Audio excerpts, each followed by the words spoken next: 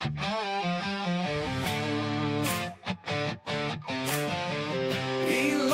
and Doge, we're kicking down the door, rolling to the SEC, time to settle the score. Elon in the game, breaking all the chains. Doge by his side, they don't play no games. Step into the SEC, watch them all sweat. We uncovering the fraud, ain't no secrets left. Naked shorts in the shadows, they've been creeping. Market manipulation, these crooks been sleeping. Retail's been trapped, but we bring in the fight. Musk and Doge on the rise, taking back the night. We in the SEC, exposing the lies. Rooting out corruption, watch them meet their demise. Free the markets, make them fair once again. Elon and Doge rolling deep for the win.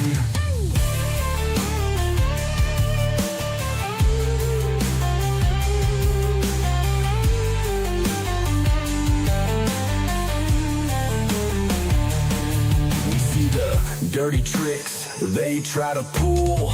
Shorting stocks, playing games like a fool. But we too sharp, we calling the bluff. Elon's got the plan, now the pressure's tough. Retail investors, time to get your share. No more rigged markets, no more despair. Fraud's going down, we taking control. Elon and Doge breaking out of the mold. We in the SEC, exposing the lies. Rooting out corruption, watch them meet their demise. Free the markets, make them fair once again. Elon and Doge rolling deep for the win. We on a mission, bring the truth to light. No more naked shorts hiding out of sight. Retail power, we reclaiming the street. Musk and Doge bringing heat to Wall Street.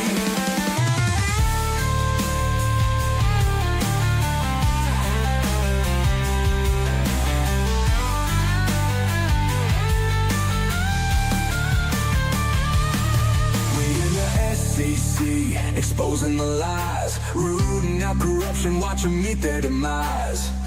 Free the markets, make them fair once again. Elon and Doge rolling deep for the win. Hey, we on a mission, bring the truth to light. No more naked shorts hiding out of sight. Retail power, we reclaiming the street. Musk and Doge bringing heat to Wall Street. Doge holding it down. They can't stop us, we taking back the crown. Fraud's uncovered, justice in our sight. Markets are free, we restore the light.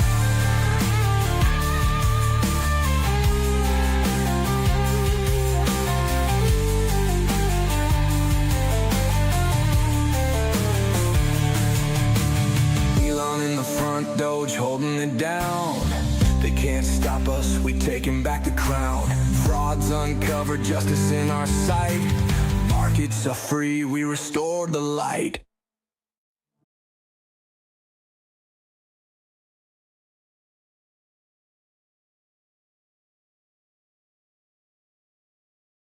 Fair to say you simply flooded the system with money?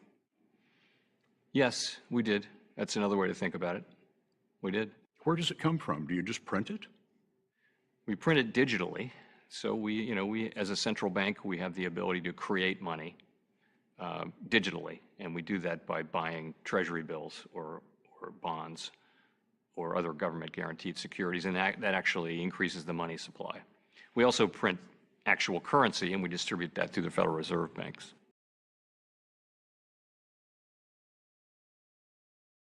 At the same time that this is going on, we got China selling off U.S. Treasury bonds. What do you think that's doing to the 10-year? The opposite of what Trump and U.S. Secretary Bessent want to happen. But that is exactly what we've got going on here, ladies and gentlemen. A massive trade war. Welcome to the channel, Phoenix. It's about time that we finally have somebody in office with a team around him that cares more about Main Street than Wall Street. It's the first time that I've ever seen this in my entire life. For the last 4 decades, basically since I began my career in Wall Street has grown wealthier than ever before, and it can continue to grow and do well. But for the next 4 years, the Trump agenda is focused on Main Street, It's Main Street's turn. It's Main Street's turn to hire workers. It's Main Street's turn to drive investment. And it's Main Street's turn to restore the American dream. For the last 4 decades, basically since I began my career in Wall Street has grown wealthier than ever before, and it can continue to grow and do well. But for the next 4 years, the Trump agenda is focused on Main Street. It's Main Street's turn. It's Main Street's turn to hire workers. It's Main Street's turn to drive investment. And it's Main Street's turn to restore the American dream. Amen. Finally, somebody is saying the quiet part out loud. Now, I hope you, ladies and gentlemen, that have been, let's say, apprehensive as to what Trump and team are going to do, are finally coming in to realize that there are some major changes happening right now.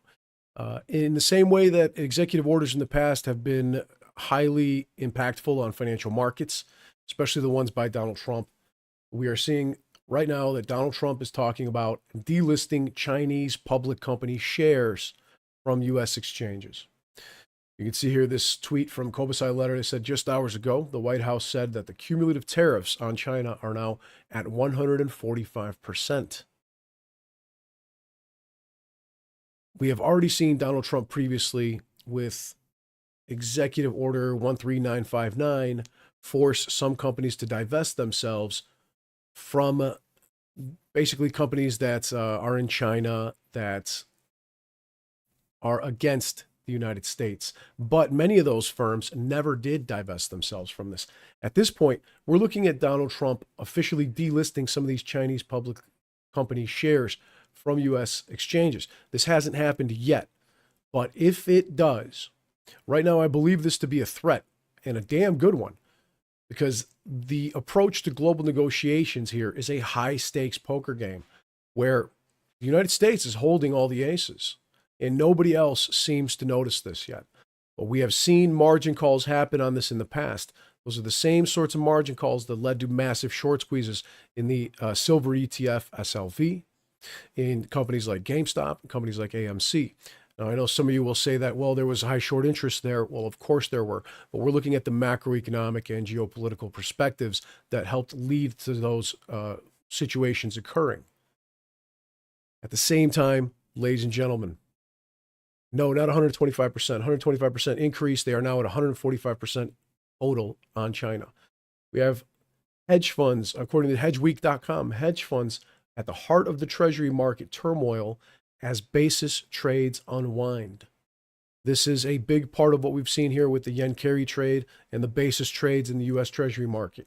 And I think this was a fantastic article, so I'm going to skim it for you guys, at least the most important part. The U.S. Treasury market, long viewed as the global bedrock of financial safety, is flashing red as hedge funds dump positions en masse, triggering sharp sell-offs and prompting fears of a broader liquidity crunch, according to a report by Bloomberg. Yesterday, we had the largest single-day gain in the stock market's history. Ever. The largest ever single-day gain in the stock market. It was a massive short squeeze yesterday. And we are seeing more unwinding today, as at one point, the stock market, the S&P 500, was less than 10 points away from a limit down halt that has not been seen since the C-19 scare of 2020, right? But here, they go on to say that hedge funds employing the popular basis trade strategy, arbitraging the spread between cash treasuries and futures using borrowed leverage, found themselves forced sellers this week as soaring volatility and tightening financing conditions rattled markets. A lot of the reason why the financial conditions were tightening was because China is forced to sell off some of their U.S. Treasury bonds in order to maintain their own stock markets afloat. They needed the cash in order to inject liquidity into their very own markets. We saw the 10-year U.S. Treasury surged past 4.5% in Asia trading. It's currently right now around 4.35, 4.45 actually. And This was the steepest rise since 1981. The sell-off extended to global bond markets, including Japan, where 30-year government bond yields hit a 21-year high. They said this is beyond fundamentals right now. This is about liquidity, according to Jack Chambers, a senior rates strategist at ANZ. And here you can see, for macro hedge funds, highly leveraged basis trades, the sudden spike in bond yields, welcome to the channel, friend, triggered by fears over U.S. tariffs and a potential regime shift in safe haven demand, forced a rapid unwind, with prime brokers, meaning banks, hiking margin requirements or pulling back financing altogether. Funds had little choice to liquidate. Now, one of the other noteworthy parts here is they said this is up there with the global financial crisis and COVID level volatility, said Mark Elworthy, the head of the FICC trading at Bank of America in Australia. And they said we would expect to have some central bank response in the near term if markets continue to behave like they have in the last 12 to 24 hours. We are already looking at Fed bailouts, folks, trillions of dollars of injected liquidity. Donald Trump is forcing the Fed's hand. Donald Trump is forcing the hand of hundreds of countries around the world.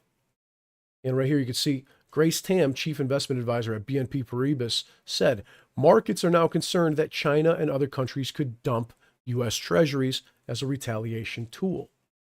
The U.S. Treasury sell-off may be signaling a regime shift whereby U.S. treasuries are no longer the global fixed income safe havens, says this guy at G10 Rates, strategist at Citi. I actually completely disagree with him. I believe that it'll continue to be a safe haven. But for hedge funds, the implications are profound, they continue to say. If funding becomes more constrained or market dislocations persist, strategy performance could deteriorate quickly and trigger further deleveraging across the space, meaning fire sales of assets, fire sales of blue chip securities, NVIDIA, Meta. You get the idea, right?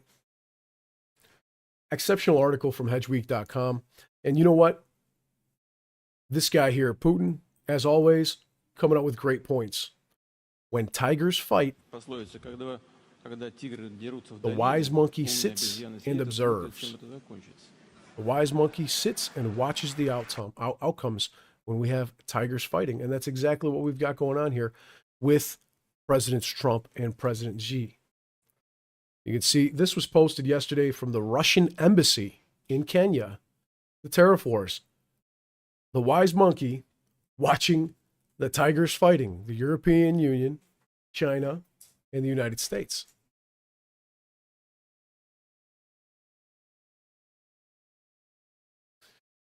In further news here, in related but separate news, we are now seeing the UBS chair saying that the Swiss regulators and the Swiss central bank has demanded a 50% increase capital requirements. Folks, we are talking many, many tens of billions of dollars in increased capital requirements. Folks, this is a huge margin call. Tens of billions of dollars against UBS that they will have to maintain in increased capital, increased initial margin, it's called. Initial margin requirements. That's what we're looking at right here. And of course, they're strongly opposed to the extreme additional capital requirements because they'll have to fire sale more assets. We're going to see increased volatility in the coming days and weeks, even more so than we've already seen. We have not seen the bottom yet, folks. That I can assure you of. Now, this is not financial advice, and I'm not a financial advisor. That is my opinion here. And I truly believe that after a massive increase that we saw yesterday, the nice short squeeze we saw in the S&P, in which we saw the single largest one-day gain ever in the history of U.S. financial markets. Today, at one point, they were down over 6.5%, only 10 points away from achieving the first limit down halt on the S&P 500 since the 2020 COVID crash. It's not over, folks. Not even close. And at the same time, we've got this awesome article that was posted that Ken Griffin said in November of 2024 that Donald Trump's tariffs could lead to crony capitalism. I think it's absolutely fucking rich that a crony like Ken Griffin would say, I am gravely concerned that the rise of tariffs puts us on a slippery slope towards crony capitalism. I would like to hear your comments down in the chat. Let me know what you guys think of Kenneth Cordell Bedpost Griffin. And in case you're unaware, his nickname is Bedpost Griffin because his wife alleged in divorce proceedings that he threw a bedpost at her when she told him that she wanted a divorce. Now the commenter here, Silence is Duck on Twitter, said in Chinese, Ken Griffin said Trump has turned capitalism into crony capitalism. Trump made universal tariffs a central tenet of his economic campaign, imposing 20% tariffs on all imports from all other countries. It was actually 10, including draconian tariffs of up to 60% on Chinese goods. It was actually 145. Protectionist trade policies could make goods more expensive to produce and raise prices for consumers just as the world recovers from a surge in inflation during the pandemic. Griffin said, right now you're going to find the halls of Washington filled with special interest groups and lobbyists because of the desire to continue to raise tariffs to keep out foreign competition and protect inefficient American businesses that are failing to meet the needs of American consumers. The reality is, though, that I think Ken Griffin has absolutely no place to be talking about crony capitalism whatsoever. That's the last thing he should be doing, especially as he has been continuously working against the American people, using the payment for order flow and dark pools implemented by number one Ponzi schemer Bernie Madoff.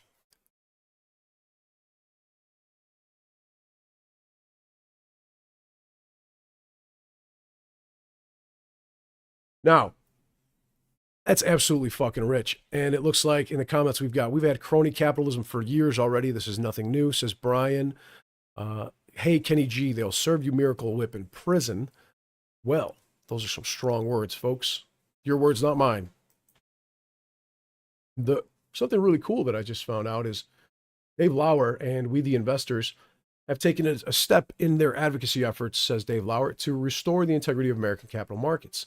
We the Investors has posted a draft executive order for the President of the United States to enact short-selling reforms in our SEC petition, such as universal pre-borrow, meaning that they would not be able to borrow shares after short selling. They would have to borrow them prior to. Ending the market maker's exception that makes it legal for market makers to naked short stocks on the market. In case you guys are unaware, market makers can legally sell you stocks that they don't own.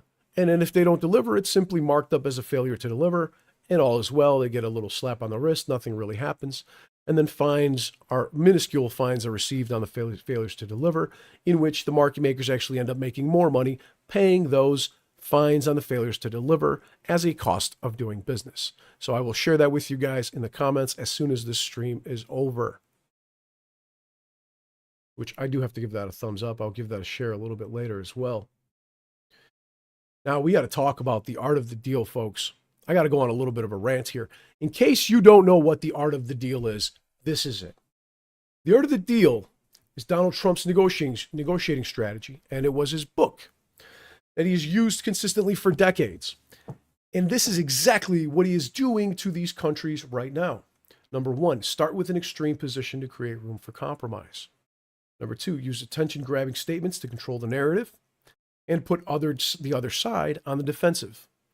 Number three, create a sense of urgency to pressure the other side into making concessions. Number four, keep the other side guessing about your true intentions and bottom line. Number five, be willing to walk away if the deal doesn't meet your standards. And I think that's exactly true. And I think, folks, like I said in the beginning of this video, you need to buckle up because President Trump's approach to these global negotiations is a high-stakes poker game. And I'm telling you, Trump's holding all the aces right here, and nobody is aware. This latest gambit of tariffs is a perfect example of a playbook that is bold and brilliant, folks. And I'll explain exactly why. People think he caved. You could not be more wrong.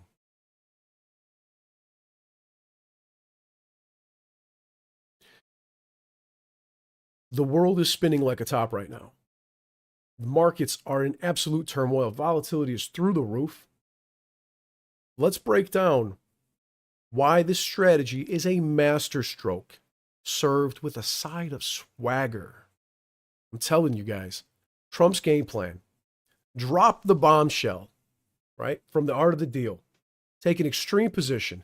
He stakes out a position so audacious that it makes headlines and people spill their coffee.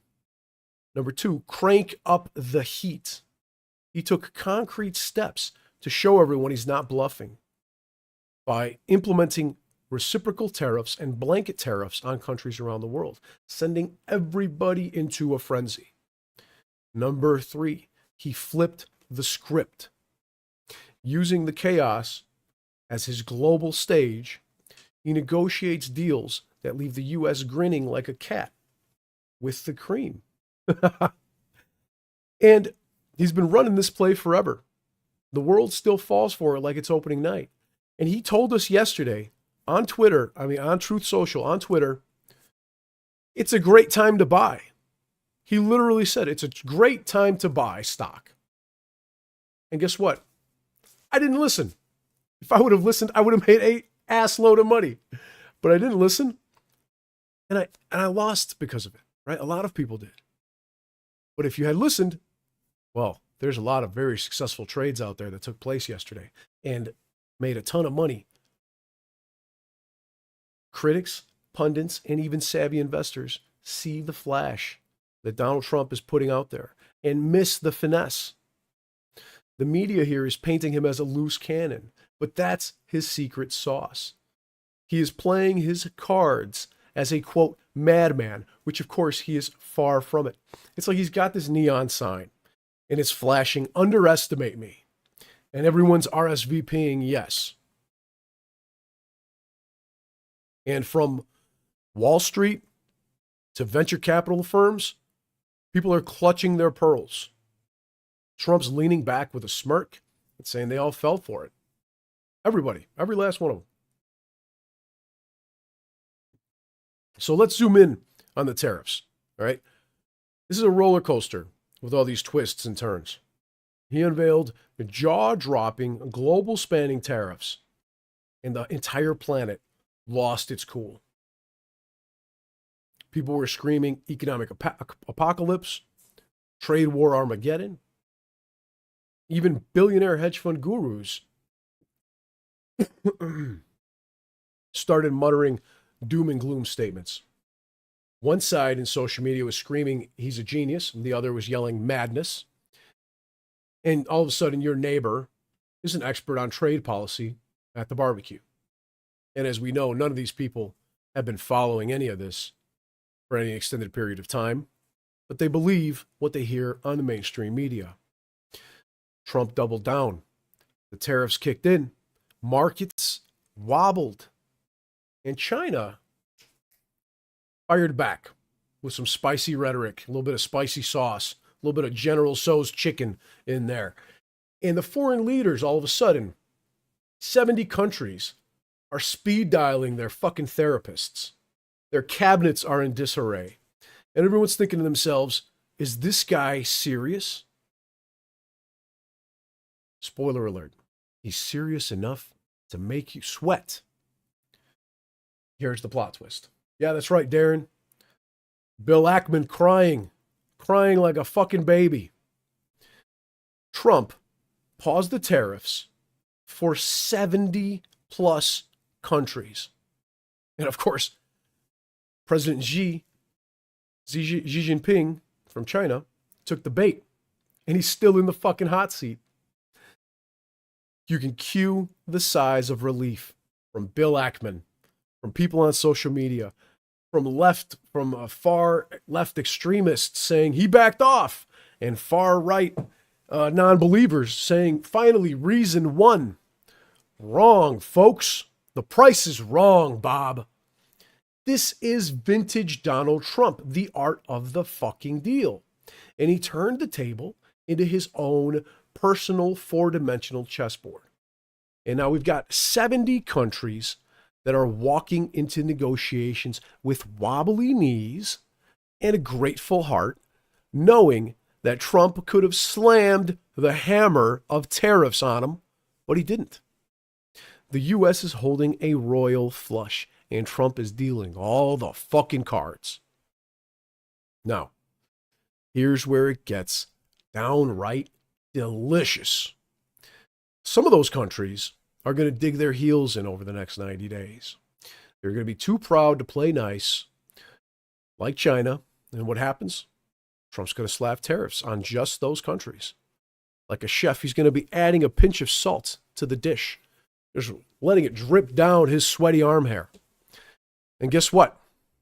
Those targeted tariffs, the exact thing that all the experts were begging for in their op-eds, he's giving them exactly what they wanted, but with a little bit of a flourish. A little bit of a flourish that leaves their jaws on the floor. What's the big picture? Number one, this is a huge win for Team USA. We got 70 plus countries inking trade deals right now that tilt toward the United States of America. India has pushed back on the BRICS countries' agreement to use another currency and said, nope, we're going to strike a deal with the United States. Argentina, Javier Milei, was the first one to come to the table, like a genius, and strike a better deal. The tariffs are then going to fade into the background, and the U.S. economy is going to get another high five, and the dollar is going to remain the king of the hill. And the 10-year Treasury bond, although volatile right now, and I wouldn't touch it with a 10-foot pole right now, is going to remain king of the castle. Then we've got number two, checkmate. He's already put a lot of these countries in check, and then we're going to see a checkmate. The world's going to cozy up to the United States, and China is going to be left standing in the economic equivalent of a lonely lunch table. They're going to be the only ones sitting at their lunch table, and the rest of the world is going to be eating snacks with Donald Trump in the United States. And the tariffs are already squeezing them. Their trade buddies are Team USA fans. And they're trying to strike a deal right now with Europe, but Europe does not have the demand. They do not have the capacity to take even a fraction of what the United States takes from China, or should I say buys from China. The next stop, folks, is Beijing on the phone, ready to cut a deal that is music to Americans' ears. This isn't about spreadsheets or economic jargon. It's about spotting the pattern that's as clear as day. Trump takes the world's gasps and guffaws and turns them into gold. Hence the art of the deal. That's what that is. His unpredictability is a VIP pass to the fucking winner's circle. Every time that the media, the crowd, the VC firms yell chaos, he's already 3 steps ahead of them in this 4D chess game, orchestrating a finale that has made in the USA stamped on it. And watching Trump work this magic is like watching a blockbuster film where you know he's a hero and he's got tricks up his sleeve and you can't wait to see how the hell he pulls it off. And of course he does. And he leaves the United States stronger for it, and skeptics scratching their heads, and far-left liberals yelling, he caved, he caved. At the end of the day, he's just sitting there smiling and laughing because he got his way. Folks, you need to grab some popcorn. The show is just getting started because this madman is anything but mad. I'm fucking telling you that. We've even got Kevin O'Leary, who I've agreed and disagreed with many things on in the past, saying he supports slapping 1,000% tariffs on China. Said now's the time to settle this because we may not be the largest economy forever, but right now we can squeeze China to comply with the laws and get a level playing field. This is a short video here that I actually really want to play for you guys. Real quick, but before I do, Six Sun says, Blunts, you've gone insane, man. Welcome to the club, my friend. Anybody who doesn't understand what's going on thinks that I am insane. People seem to forget that 10 years ago, I would have been considered a far left liberal, and none of my stances or views have changed whatsoever. And now a lot of those same people would call me a far right extremist, but none of my views have changed. None of them at all. Maybe, just maybe, the DNC moved the goalposts so far to the left that everyone that used to be on the left is now considered a centrist. But before I do, folks, make sure you check out litexchange.com. There's a link over in the comments. You can find our website and our SEC Edgar filings on the SEC Edgar website. We have so far raised over $679,000 from over 350 retail investors. This has been done 100% organically. We have not advertised this with a single penny. Once we do, we will reach our max goal, and this will be closed out forever. This is your only chance in the history of the world, the first time ever that an upcoming stock and crypto brokerage has given you an opportunity to invest in the private equity ownership, to receive equity ownership shares of the company. No company has ever done this before because they reserved this exclusively for their hedge fund buddies. But unlike that, this channel is about Main Street, not about Wall Street. But in order to implement the changes that we need to implement, I'm giving you an opportunity that nobody else has ever had before. And that is, we need to start routing orders directly to lit markets automatically. So we will do that for you as an upcoming stock brokerage, as well as an upcoming crypto brokerage. And we're even giving you a chance to invest in it now before launch and IPO. We have, in fact, entered our reservation request for our ticker symbol with NASDAQ, and they're going to be getting back to us in the next 10 days or so, approximately, according to NASDAQ.com. So we will see if they are, in fact, able to reserve our ticker, LitX. But in the meantime, if you guys would like to join the Founders Program, we will be coming out with a press release early next week in which you will learn when the beta testing is going to start. All founding investors will be invited to the beta testing, and only founding investors will be allowed to beta test the company, the software, and everything there. So you can check out the pitch deck, business plan, auditors reports, memorandums, blah, blah, blah, all of that stuff. Do your own due diligence on the Lit Exchange funding portal website directly from the FINRA regulated funding portal, Silicon Prairie. That's this white page you're looking here. Our splash page is here. You can enter your email address on our splash page to learn more about the company and understand more about what it is we're going to do. And if you'd like to be a part of it, you can then invest now for the long term. This morning. Hey, Kevin, what's your reaction to this now? I guess when they went over the math, it's not 125%, it's 145%, the U.S. tariffs on Chinese goods. I've been an advocate for raising it to 400% in one move to force Xi to the table, because this narrative with China is not just about tariffs. Since China joined the WTO, in 2020, or it's actually 2000, they have not abided by the rules in any single year. There is no way you can figure out or settle a trade dispute with them, although they said they'd agree to do that. They never did. They have been constantly stealing American IP, including many from my companies. We have not been able to litigate there. There is no resolution available to us. They are using our financial markets. I have to compete with Chinese companies that don't abide by GAAP, listing on NASDAQ and the New York Stock Exchange for investors' dollars, and I am forced to comply, and they're not. They're allowed to use our legal system to sue me here in the United States. I can't do the same in China. So I'm just one hand. I put up my hand. I was testifying yesterday at the China hearings in Washington, and I said I've had enough. And I expect you, lawmakers, and the administration to finally go to task and settle this once and for all, because I don't care if it's 1,000% tariffs. They have to come to the table now and not just settle this trade war.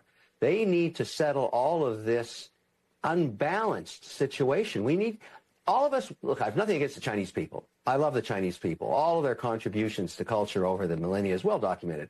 It's the government They cheat, they steal, they don't play by the rules, and I've had enough. And so I would like this thing worked out. I don't care about the volatility. I don't care if Trump ratchets it up 25% a day. What do you mean? But Wait, why wait, wait, bother? Kevin, what do you mean you don't care about volatility if volatility has a direct impact on us as the Bring it on. consumers?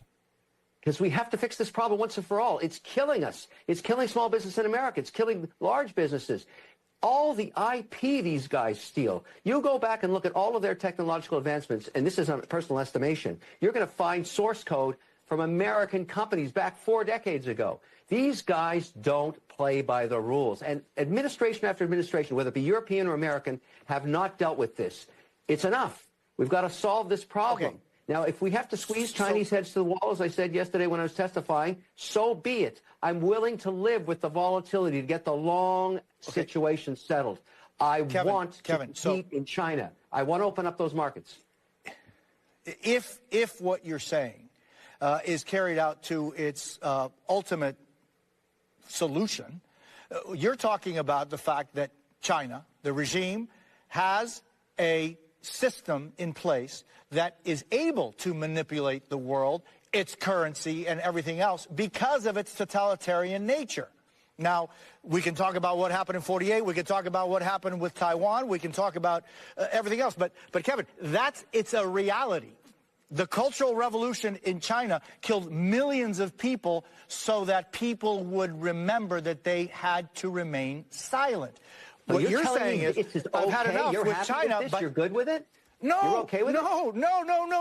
no. On the contrary, but what I'm asking you is, what is the solution to dealing with China, a system that systematically violates human rights, Here's how and that it is works. able to use? Well, you That's how asked it me, I'm going works, to tell you. right? You got Xi. Okay. He's the supreme leader for life. What keeps him in power? Yes. Keeping his people employed and fed. Now, when you shut down a factory, I think Janice Mackey-Ferrer just on before me, he's talked about this. When you shut down a factory, you put thousands, if not tens of thousands of people unemployed in China. They take burning torches, just like in a Frankenstein movie, up to the castle, and that's a bad outcome for the supreme leader. He knows that. Now, what's the largest consumer market on earth? The United States. Almost 40% of all goods consumed worldwide. What's the largest GDP? 25 or 26% GDP of the world? The United States of America. China needs the United States of America. We have the upper hand right now. We have the cards. Now's the time to settle this, because we may not be the largest economy forever, but right now we can squeeze Chinese, and I'm talking about the government, not the people, to comply with the laws and get a level playing field between China and the United States of America. If it takes a little volatility, a little indigestion, a little acid reflux, I don't care. I want this thing worked out now, because I can show you countless occurrences of where I have backed, as an investor, a company that gets to $5 million in sales with a consumer good or service on Amazon, on Alibaba, and then as soon as it hits $5 million, it's knocked off. They steal the IP, they manufacture it there, they sell it back into this market. I'm not okay with it. I'm not okay with that anymore. That's the nature of the. And I'm not okay with it either. We've seen it happen time and time again.